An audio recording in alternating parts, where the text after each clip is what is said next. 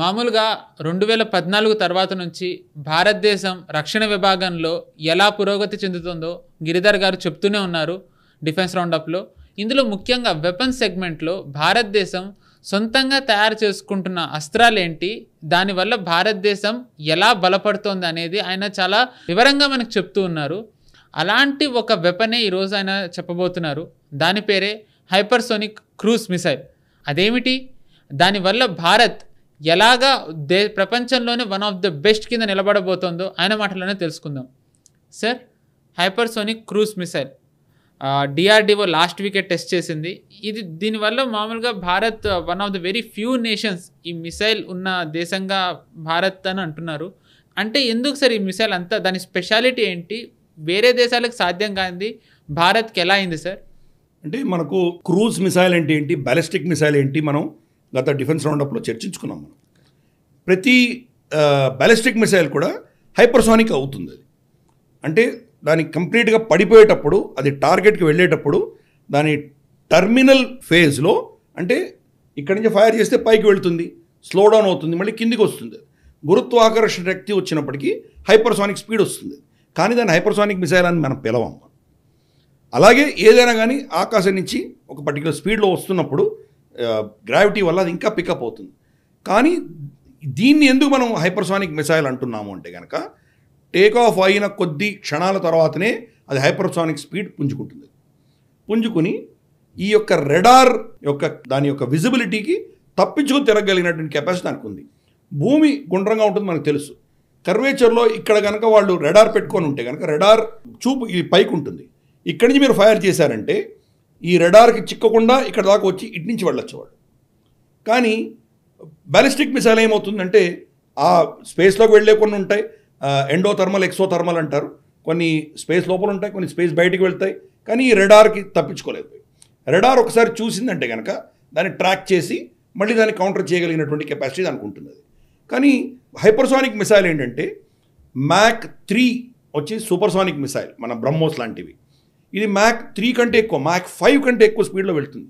అంటే ఒక క్షణానికి 2.5 కిలోమీటర్ల నుంచి 3 కిలోమీటర్ల దూరం వెళ్తుంది ఒక క్షణానికి.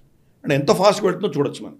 ఆ స్పీడ్లో ఈ యొక్క రెడార్ యొక్క సిగ్నల్ కంటే తక్కువ దగ్గర వెళ్ళి ఆల్మోస్ట్ ఆ రెడార్ దగ్గరకు వచ్చేసరికి వాళ్ళు డిటెక్ట్ చేయగలరు. వాళ్ళు అప్పటికి ఆల్రెడీ టూ లేట్. వాళ్ళు కనుక్కొని వాళ్ళ కౌంటర్ మెషర్స్ వాళ్ళు చెప్పడానికి ఇచ్చి ట్రజెక్టరీని ట్రాక్ చేసి ఇచ్చేంత సమయం దానికి లేదు. కాబట్టి దీన్ని ఛేదించగలిగినటువంటి కెపాసిటీ లిటరల్గా లేదు. ఈరోజు బ్రహ్మోస్ సూపర్సోనిక్ మిసైల్కే తిరుగులేదు. ఎందుకంటే ఇది రెడార్ని ఎలా తప్పించుకోవాలో దానికి ఆ కెపాసిటీ ఉంది. ఇంకా హైపర్సోనిక్ మిసైల్ అంటే పరిస్థితి. హైపర్సోనిక్ మిసైలే కాదు, హైపర్సోనిక్ క్రూజ్ మిసైల్. క్రూజింగ్ అంటే ఏంటి, బ్యాలిస్టిక్ మిసైల్స్కి రెండింటి తేడా మనం చెప్పుకున్నాం మనం. ఇది ఒక బ్యాలిస్టిక్ మిసైల్ అంటే ఒక దగ్గర నుంచి ఫైర్ చేస్తే ఇంకో దగ్గర పడుతుంది. దాన్ని కూడా క్రూజ్ చేసేటువంటి మెనూవర్ చేయగలిగినటువంటి కెపాసిటీస్ పెంచుకుంటున్నారు.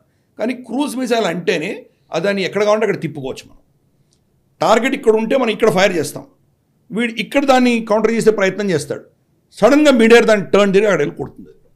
సో వాడికి ఆ రియాక్షన్ టైం చాలా తక్కువ ఉంటుంది. దీన్ని ఇక్కడ కౌంటర్ చేయడానికి వాడు ఏదో మిసైల్ ఫైర్ చేస్తుంటే వాడు తప్పించుకొని వెళ్ళి అక్కడ టార్గెట్ కొట్టేసి వస్తుంది. అందుకని క్రూజ్ మిసైల్ అది అడ్వాంటేజ్. దాన్ని వీళ్ళు ట్రాక్ చేయడం చాలా కష్టం. అది నార్మల్ మనకు సానిక్ స్పీడ్ అంటే మన సౌండ్ ఆఫ్ లైట్ సౌండ్ కానీ ఆ ప్రాంతంలో ఉన్నటువంటి స్పీడ్ లెవెల్ వాళ్ళు బహుశా డిటెక్ట్ చేయగలరు. వాళ్ళు అమెరికా దగ్గర ఉన్నాయి, చాలా దగ్గర ఈ కెపాసిటీస్ ఉన్నాయి, వాళ్ళు కౌంటర్ చేయగలరు. కానీ సూపర్సోనిక్ దాటి హైపర్సోనిక్ స్పీడ్ ఆల్మోస్ట్ 6, 7, 8 మ్యాక్ స్పీడ్లో వెళ్తాయి ఇవన్నీ. ఆ స్పీడ్లో వెళ్ళినప్పుడు వీళ్ళు దాన్ని డిటెక్ట్ చేసేసరికి ఇట్స్ టూ లేట్, వాళ్ళు ఏమీ చేయలేరు. అందుకని అంత పవర్ఫుల్ అస్త్రం మన దగ్గర ఈరోజు మనం డెమాన్స్ట్రేట్ చేసాం. అఫ్కోర్స్ ఇంకా అది ప్రొడక్షన్లోకి రాలేదు, ఇది సక్సెస్ అయింది ప్రస్తుతానికి. రాబోయే రోజుల్లో దాని ప్రొడక్షన్ ఉంటుంది. ఇంకా క్రూజ్లో దాని ఇంకా టెక్నాలజీ మనం పెంచదలుచుకున్నాం, మనం పెంచుతాం మనం. కాబట్టి ఫైనల్ ప్రోడక్ట్ వచ్చేసరికి ఇంకా చాలా లీతల్గా ఉంటుంది. అది దీన్ని ఛేదించగలిగిన శక్తి ఏ ఆర్మీ దగ్గర లేదు. ప్రస్తుతానికి 4 దేశాల దగ్గర ఈ కెపాసిటీ ఉన్నది. రష్యా, చైనా, యుఎస్ఏ అండ్ భారతదేశం, 4 దగ్గరకే ఈ కెపాసిటీ ఉన్నది. అది వీటిల్లో మేజర్ ప్రాబ్లం ఏంటంటే దాని engine technology. Scram jet and RAM jet అని 2 టెక్నాలజీస్ ఉన్నాయి. ఈ రెండింటితో హైపర్సోనిక్ అచీవ్ చేయొచ్చు. డిపెండింగ్ ఆ పరిస్థితులు బట్టి ఏది పెట్టాలి అని నిర్ణయిస్తారు. దాంట్లో ఏమవుతుందంటే వెళుతున్నప్పుడు ఆ స్పీడ్కి ఆ ఇగ్నిషన్, ఒక చిన్న విషయం చెప్పాలంటే కొవ్వొత్తిని ఒక తుఫాన్లో తీసుకెళ్తే దాన్ని ఆర్పకుండా ఇలా తీసుకెళ్ళాలి. ఆ టెక్నాలజీ వాడుతున్నాం మనం. అలా చెప్తే అర్థం చేసుకోవచ్చు మనం. ఆ వెళుతున్న స్పీడ్లో అది ఆగిపోవచ్చు. దాని యొక్క ఇంధనం ఏదైతే బర్న్ అవుతుందో అది ఆరిపోతే కానీ పరిస్థితి ఏంటి? ఆ టెక్నాలజీ మనం మాస్టర్ చేస్తున్నాం. అంటే ఎయిర్ సక్షన్ వెళ్తున్నప్పుడు దానికి మిసైల్ లోపల నుంచి గాలి వస్తుంది. ఆ గాలిని డైవర్ట్ చేస్తూ దాని లోపల ఉన్నటువంటి బర్నింగ్ కెపాసిటీని పెంచి దాన్ని కంటిన్యూ చేసే దిశగా ఆ మొత్తం డైనమిక్స్ ఉంటుంది. ప్లస్ దాని మెటల్ ఇంత స్పీడ్లో వెళ్తే కనుక కాలిపోతుంది, మెటలే బర్న్ అవుట్ అయిపోతుంది. మనం చూస్తున్నాం మన శాటిలైట్స్ సంబంధించినవి ఎన్నో వస్తువులు భూమి మీద పడిపోతుంటాయి. భూమి కక్షలోకి ఎంటర్ అవ్వగానే కాలిపోతున్నాయి, బర్న్ అయిపోతున్నాయి. ఎందుకు? ఆ స్పీడ్లో మన భూమిలోకి ఎంటర్ అయితే కనుక ఏ మెటల్ అయినా మెల్ట్ అయిపోతుంది, కాలిపోతుంది. కాబట్టి ఈ మిసైల్ కూడా ఆ స్పీడ్లో వెళ్తున్నప్పుడు కాలిపోవచ్చు కదా. కాలిపోకుండా ఉండాలి, అది ఇంజన్ పనిచేస్తూ ఉండాలి, టార్గెట్ని ఛేదించుకుంటూ వెళ్ళాలి, మెనూవర్ చేయాలి. అంటే ఎన్ని టెక్నాలజీస్ ఉన్నాయి దీంట్లో. అందుకనే ప్రపంచంలో 4 దేశాలు తప్ప ఎవరి దగ్గర లేదు. మనం దాన్ని అచీవ్ చేసాం. అందుకని ఇది అద్భుతమైనటువంటిది. కోర్స్ ఆల్రెడీ మనం 2020లో ఈ టెక్నాలజీని డెమాన్స్ట్రేట్ చేసుకున్నాం మనం. కోర్స్ దాన్ని వెహికల్ అన్నారు. అంటే దాని మీద ఒక మిసైల్ మీద పెట్టి ఫైర్ చేసి అది మ్యాక్ 3 దాకా వెళ్ళి అక్కడ రిలీజ్ చేసేది. అక్కడి నుంచి అది వేగం పుంజుకొని వెళ్ళి టార్గెట్ కొట్టొచ్చే దిశగా మనం 2020లో ఆల్రెడీ చెప్పాం. మన దగ్గర ఆ టెక్నాలజీ కెపాసిటీ ఉంది అని చెప్పాం మనం. ఇప్పుడు ఆ మొత్తం కెపాసిటీని ఒక మిసైల్లో పెట్టాం మనం. కాబట్టి ఈ మిసైల్ ఇప్పుడు టేక్ ఆఫ్ అయినప్పుడు దానికి ఒక పర్టికులర్ స్పీడ్లో టేక్ ఆఫ్ అయిన తర్వాత ఆ థ్రస్ట్ అనేది ఇస్తుంది. అది ఇవ్వంగానే మ్యాక్ 3 నుంచి వెళ్ళిపోగానే దాని ర్యామ్ జెట్ కానీ స్కామ్ జెట్ కానీ టేక్ ఓవర్ చేస్తాయి. మామూలు మిసైల్ ఇంజన్ నుంచి దానికి హ్యాండ్ ఓవర్ చేస్తాయి. హ్యాండ్ ఓవర్ చేయగానే అది మళ్ళీ మనకు హైపర్సానిక్ స్పీడ్లో తీసుకెళ్ళిపోతాయి. హైపర్సానిక్ స్పీడ్లో వెళ్ళి ఎక్కడ కావాలంటే అక్కడ టార్గెట్ని వెళ్ళి టార్గెట్ చేసి కొట్టచ్చు. అందుకని హైపర్సానిక్ మిసైల్ని మేము కౌంటర్ చేశాము అని ఈరోజు యుక్రెయిన్ చెప్పుకుంటోంది, పేట్రియట్ మిసైల్స్ వాడామని. కానీ మనకి ఏం వినబడుతుందంటే 32 పేట్రియట్ మిసైల్స్ని వాడాల్సి వచ్చింది ఒక హైపర్సానిక్ మిసైల్ని కౌంటర్ చేయడానికి. సో ఇవన్నీ కూడా మనం లెసన్స్ నేర్చుకుంటున్నాం. మరి 32 మిసైల్స్ ప్రతిసారి వాళ్ళు వాడాలంటే ఎన్ని మిసైల్స్ కావాలి వాళ్ళకి? సో ఇవన్నీ కూడా ఇష్యూస్ ఉన్నాయి.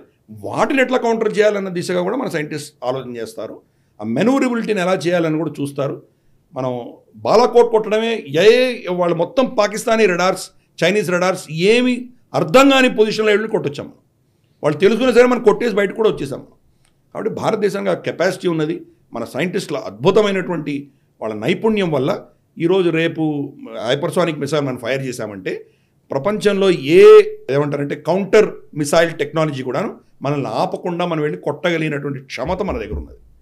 రేపు ప్రొడక్షన్ లైన్కి వచ్చేసరికి చైనా కావచ్చు, పాకిస్తాన్ కావచ్చు, ముచ్చమటలు పట్టే దిశగా మన దగ్గర ఆ టెక్నాలజీ ఉండబోతుంది. ఈ వీడియో మీకు నచ్చినట్టయితే లైక్ చేయండి, 10 మందికి షేర్ చేయండి. అలాగే కామెంట్ల రూపంలో మీ అభిప్రాయాలను మాతో పంచుకోండి. Nationalist hub group of channels ను సబ్స్క్రైబ్ చేసుకుని తెలుగునాట జాతీయవాద జర్నలిజాన్ని ప్రోత్సహించండి. ఈ వీడియో కింద ఉన్న బెల్ ఐకాన్ పై క్లిక్ చేయడం మర్చిపోవద్దు.